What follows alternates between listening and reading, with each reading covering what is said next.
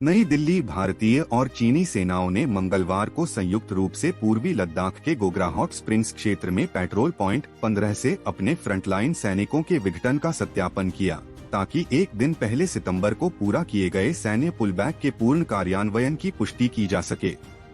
12 मामले से परिचित लोगों ने कहा, दोनों पक्षों ने चरणबद्ध, समन्वित और सत्यापित तरीके से PP-15 से विघटन पूरा कर लिया है। ऊपर उद्धृत व्यक्तियों में से एक ने नाम न बताने के लिए कहा।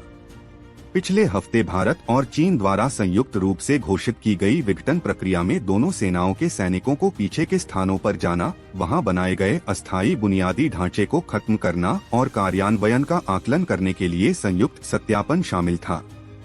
यह विघटन का चौथा दौर था और इसके पूरा होने ने अब उन घर्षण क्षेत्रों पर ध्यान केंद्रित किया है जो अभी भी वास्तविक नियंत्रण रेखा LAC दौलत बेग ओल्डी सेक्टर में देपसांग और डेमचोक सेक्टर में चार्डिंग नाला जंक्शन CNJ के साथ अनसुलझे हैं।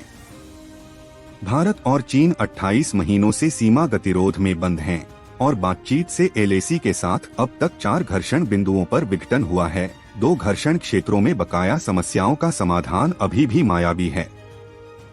अब तक हासिल किए गए विघटन लक्ष्यों के बावजूद दोनों पक्ष लद्दाख थिएटर में भारी मात्रा में तैनात हैं। PP-15 में विघटन के परिणामस्वरूप 2 से 4 किमी के बफर जोन का निर्माण हो सकता है, जैसा कि पिछले राउंड के बाद किया गया था। हालांकि नवीनतम पुलबैक या संयुक्त सत्यापन पर सरकार की ओर से कोई आधिकारिक शब्द नहीं था। 8 सितंबर को भारत और चीन ने घोषणा की कि अग्रिम पंक्ति के सैनिकों ने PP-15 से विघटन शुरू कर दिया। जुलाई में 16वें दौर की सैन्य वार्ता के बाद सफलता मिली। अगस्त 2021 में PP-15 के विकास से पहले आखिरी सफलता के साथ भारतीय और चीनी सैनिकों को घर्षण बिंदुओं से अलग करना 1 साल से अधिक समय से अटका हुआ था, जब दोनों सेनाओं ने गोग्रा सेक्टर PP-17A से अपने सैनिकों को वापस खींच लिया था।